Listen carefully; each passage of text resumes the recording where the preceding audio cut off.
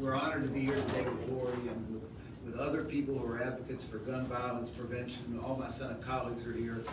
We're here to talk about the gun violence epidemic and solutions that the Senate Democrats are putting forward this session, from banning the sale of military weapons to stopping dangerous individuals from acquiring firearms to common sense firearms safety laws. Democrats are committed to making our communities safer.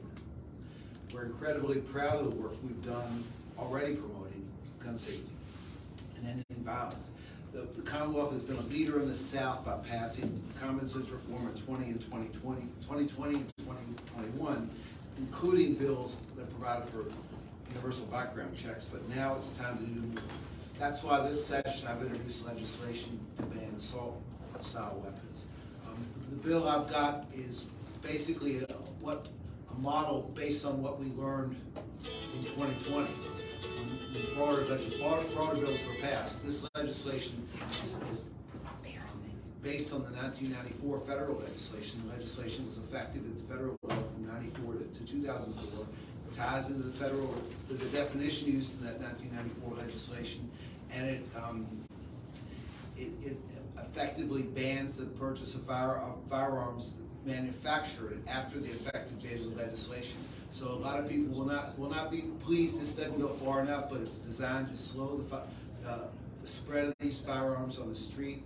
It adds one thing: it prevents the sale of firearms that are already on the street to those people that are under 21. I know this bill is not perfect, but I know it will also save lives. Now I'll turn it over to my Senate colleagues to explain some of the other things. Senator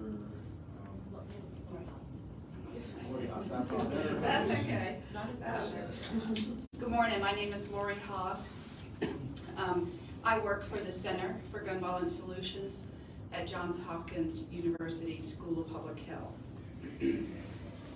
Firearms are lethal and deadly weapons that cause immeasurable pain and suffering to families across the Commonwealth, mine included.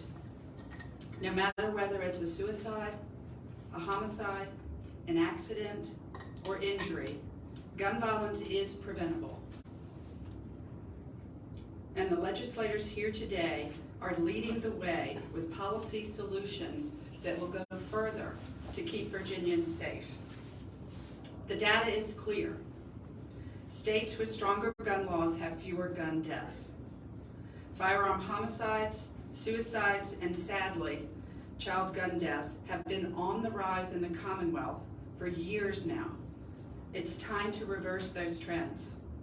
For too long, this legislature has pandered to the gun industry and the gun lobby that put profits over people. No longer.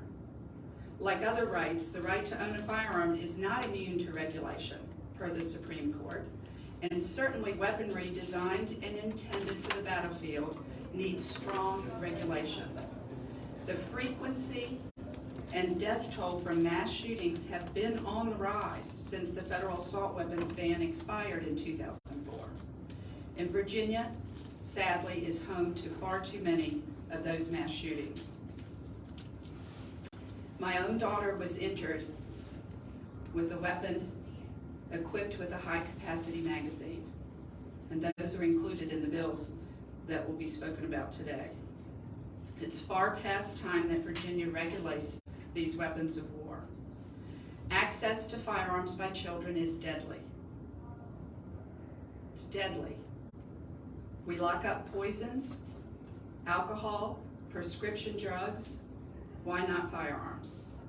And let's be clear about the solution to school shootings. Studies show that 70 to 80% of school shooters get their guns at home or the home of a relative or neighbor. Think about it.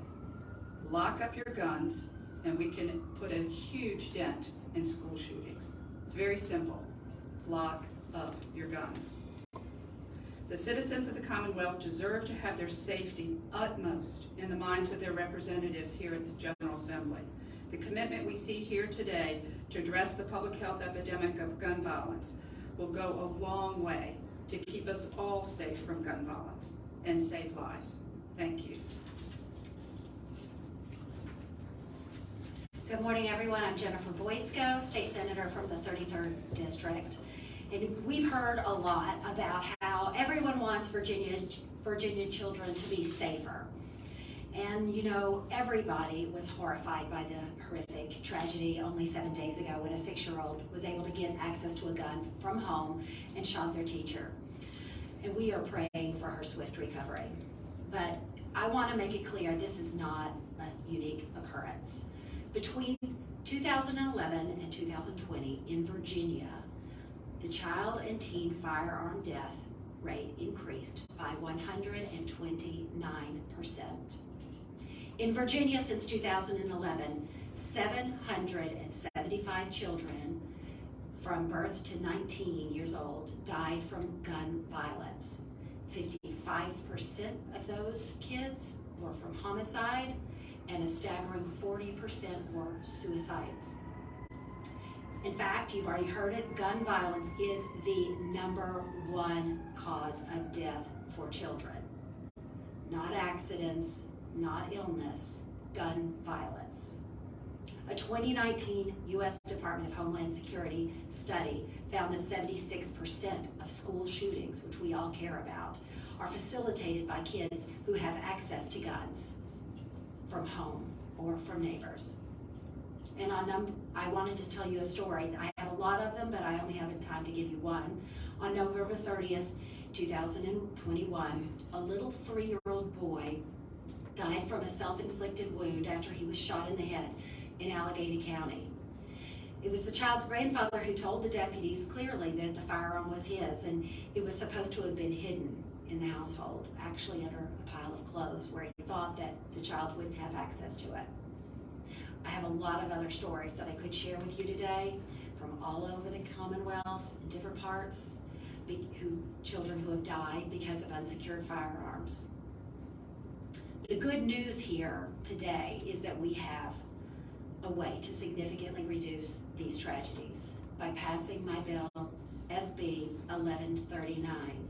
It would require adults to lock up their guns when they do not have them on their person directly when minors are present. Research has shown that the risk of suicide and unintentional shootings among youth increases when in the homes when guns are kept loaded and unlocked. Safe firearm storage helps prevent gun deaths and injuries in children and adults, and the research strongly suggests that these laws increase safe storage behavior. This bill would not only stop tragedies like we saw in Newport News, but will prevent other tragedies, including gun accidents, youth suicide, and school shootings. We're the adults in the room. It's our responsibility. We know that gun violence is an epidemic. We owe it to the past and to the future victims and to their families to work together to solve it and to save lives. And that's exactly what Senate Democrats are committed to doing this session. Thank you. Thank you, Jen. Good morning. I'm Senator Dave Morrison from the 37th District in Fairfax County and the former Chief Deputy and Acting Director of Virginia's Department of Juvenile Justice. And my bill this year deals with guns stolen from automobiles, from vehicles. It's an epidemic. It used to be that 3/4 of guns were stolen from homes and 1/4 stolen from cars. Today it's 50-50. It's epidemic in Virginia Beach. It's epidemic in Portsmouth, in Southwest Virginia, in Richmond, to name just a few. 77,000 guns are stolen from cars every year in the United States, 1 every 15 minutes.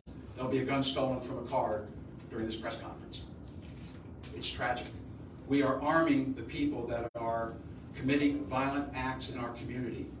We have films of young people walking down the street, shaking car doors, looking for entry into the vehicle. And I'm realistic. I think this is almost criminal behavior. But I have written this bill to the traffic code in Virginia, not the criminal code. That to leave a gun in an unattended vehicle is a $500 fine with the ability to have your car towed. Should it be a misdemeanor? Probably. Is it dangerous? Absolutely. Guns are getting into the wrong hands and people are dying right now. This is a growing trend here in the Commonwealth and it's got to stop. The law right now says guns only have to be secured in a vehicle, which means jammed down between the seat and the center console or put in the door slot next to the driver. People go into the 7-Eleven for 5 minutes and they get their gun stolen. Who do you think's there at the 7-Eleven? The legal women voters? No, it's kids hanging out, looking for trouble. The increase in violence in this Commonwealth is a situation where it's not going to be solved just by increasing penalties, adding more police to the streets. It's cutting off the supply of the weapons that are being used in these violent crimes. And these kids are selling these guns or they're using them in crimes themselves. And I swear to goodness, in my whole career in juvenile justice, which spanned over 30 years, I never saw a case of a kid with a gun where the intent to commit a crime came first and they went looking for a gun. It was always finding the gun first and then the idea of the crime takes over. We have to stop this. It's a growing trend. We can stop the violence in Virginia and it's not going to cost us a penny. It's just going to be a requirement that responsible gun owners are now responsible for securing their, for locking their weapons in an unattended vehicle and stopping this epidemic of theft. Thank you. Good morning. I'm Adam Evan from the 30th District, Alexandria, and I'm going to describe two bills to you today that I've introduced. The first is Senate Bill 1192, prohibiting the public carrying of assault-style weapons. We know that weapons of war have no place in civil society and certainly not on our streets where they threaten families. We know that mass shootings have been on the rise in recent years and that semi-automatic assault-style rifles raise the body count and are weapons of choice for mass murderers. Allowing a person to carry these weapons in public puts our law enforcement at increased risk, and they have to make a determination if a person is a good guy or a bad guy or a mass murderer intent on causing a mass casualty incident. We shouldn't expect our law enforcement officers on typical patrol to face battlefield weapons, and these weapons must be banned from public spaces, which is exactly what that bill will do. And then I have Senate Bill 1181 dealing with ghost guns, prohibiting the sale of gun parts without serial numbers, namely frames and receivers to complete a gun. It fixes a loophole. Manufacturers are currently required to put a serial number on finished firearms, but not on individual parts. And the industry of these ghost guns intentionally targets people who wouldn't even pass a background check. It can be easier to assemble a ghost gun than assemble an IKEA dresser. And ghost guns include all the necessary component parts to turn the unfinished frame or receiver into a fully functioning gun that looks, feels, and functions like a traditional gun, whether handgun or assault weapon, is just as deadly and dangerous in the wrong hands. These weapons are particularly enticing for people who would otherwise not be able to pass a background check, such as domestic abusers, minors, or violent felons. And make no mistake, these guns have been used in horrific mass shootings, and I'll just mention two. In 2017, a man who was already under prosecution for multiple crimes killed 6 people and injured 10 others in Rancho Tehama Reserve, California, with 2 assault-style weapons he assembled using parts ordered online. And in late 2019, a 16-year-old used a ghost gun to kill 2 students and injure 3 others at Saugus High School in California. He was too young to legally purchase a gun. And there are many other examples of these weapons, including in cases of shootings with law enforcement. We work hard to ensure that individuals can pass background checks and are responsible gun owners, and this process is hampered when someone can put together an untraceable, unregulated gun at home. And we know that serial numbers are key to tracing firearms and law enforcement investigations. It's hard to scratch them off, and it's illegal, in fact, a felony to do so. Regulating the component parts of these guns would help keep them out of the hands of those who've been deemed too dangerous to possess a weapon. This bill is about keeping the guns out of the hands of children, people prohibited from owning a gun, and traffickers. With that, I'm going to introduce Senator Chap Peterson. Good morning, I'm Chap Peterson. I represent the 34th Senate District, and I am the sponsor of Senate Bill 1167, which deals with responsible manufacturer controls. And really, we have a situation where the gun industry has changed, and in my youth, if you wanted to purchase a firearm, you'd go to a sporting goods store or a gun store and you would see it. The clerk would see you. You would present ID, fill out the paperwork, and if you qualified and were eligible, you could purchase a firearm. The world has changed in the world of the internet, and now we have, through the internet, parts that are now accessible to people of all ages, people of all backgrounds, people that are not otherwise eligible. And what we're trying to do is bring in some reasonable controls or reasonable code of conduct for gun manufacturers and distributors, that if they do not have reasonable controls, and if they're negligent, and as a result they sell a firearm to someone who is not qualified, or someone who is underage, or if they sell a firearm part that's illegal under federal law, such as a bump stock, that they can be held liable for that. That they need to have the types of protections in place that simply are common sense. And again, this is, the ordinary gun manufacturer should not have a problem putting this in place, and they should want to have this in place because they would not want to be associated with manufacturers and distributors that sell parts and violate the law and violate federal law. So Senate Bill 1167, again, just establishes a common sense framework for that to happen and has a cause of action if it's violated and if harm occurs. Thanks. All right, we do have to get a caucus meeting very shortly, so if anyone has a question. Anyone talk to the Youngkin administration? Is there any sign of support from Republicans for any of these? You know, the legislation I had, that I've got, addresses the very questions that were raised about the assault weapon bill in 2020 that was introduced. It was broader than this. Frankly, it was broad, so broad that it probably wouldn't have been upheld by constitutional scrutiny. The bill I've got is going to be very hard to vote against. All right, anyone else got anything? All right, thank you so much for coming out, I appreciate it. Thanks, Jeff.